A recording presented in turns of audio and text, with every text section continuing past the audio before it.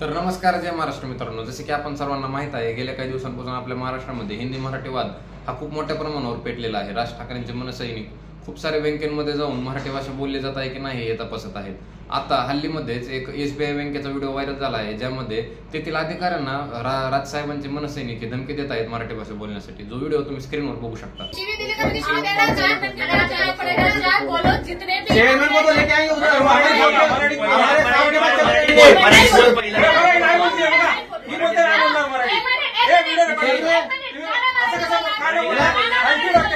मराठी गाणं बोलला राहते ना,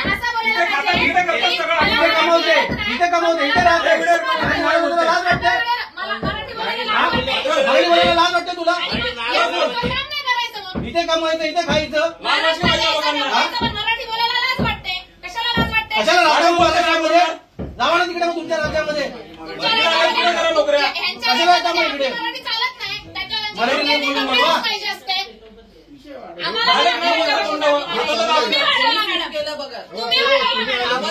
मराठी आम्हाला देऊन नाही द्यायचं. हे बँकिंग क्षेत्र आहे, ऐका ना, हे बँकिंग क्षेत्र आहे. आवाज तुमचा ऍटिट्यूड द्या, तुमचा अख्खा स्टाफ सगळ्यांना कशी वर्तणूक देतं ना याच्या वारंवार कंप्लेंट. अरे तुमच्या हेड ऑफिस मधून सगळे चांगले कॉपरेट करतात, तुम्हाला एवढा मास का? आणि मराठी बोलणार नाही हे काय याला अर्थ आहे का? शिका मग, शिका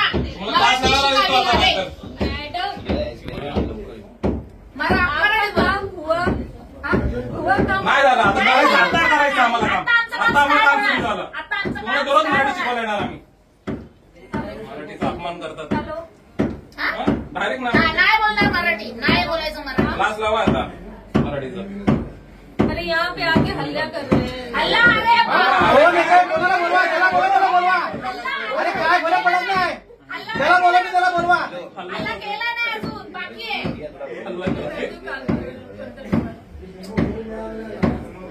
तुमची लोक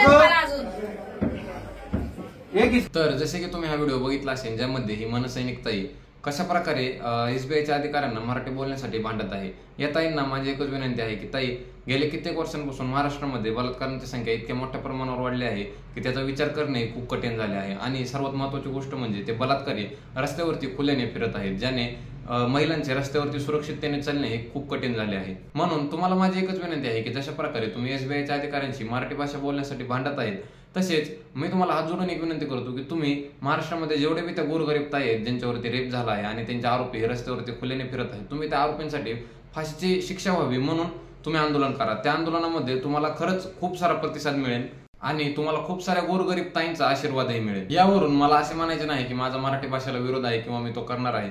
मी महाराष्ट्रामध्ये राहतोय, मला माझ्या मराठी भाषेचा खूप अभिमान आहे. हा व्हिडिओ सुद्धा मी मराठी भाषेमध्ये बनवत आहे. पण सध्या महाराष्ट्राची जी हालत झाली आहे ती खूप हालाकीची आहे. महाराष्ट्रामध्ये क्राईम रेट हा इतक्या प्रमाणामध्ये वाढला आहे की त्याचे गणित सुद्धा कोणी लावू शकणार नाही. आणि रेप रेट त्याची तर सांगायची बात राहिली नाही. आणि त्यातच आपले हे महान पॉलिटिशियन्स आपल्या राज्याचे हे कधीच महाराष्ट्रातले गुन्हेगारी संपवण्यासाठी भाषण करणार नाहीत, कधीच बलात्कार थांबवण्यासाठी भांडण करणार नाहीत, तसेच कधी महाराष्ट्राचा विकास होण्यासाठी भांडण करणार नाहीत. पण जातीवाद, धर्मवाद, आता तर यांना भाषावाद सुद्धा सोडलेला नाही. हे अशा वादांमुळे पब्लिक म्हणजे जनतेमध्ये भांडण लावून देणे आणि सत्तेमध्ये बसणे हे ह्या राजकारण्यांना बरोबर कळाले आहे. पण जनतेने आता जागृत झाले पाहिजे आणि शिक्षण, आरोग्य, विकास, रोजगार अशा मुद्द्यांवरती त्यांनी आंदोलने केली पाहिजेत. याशिवाय महाराष्ट्राचा विकास होऊ शकत नाही.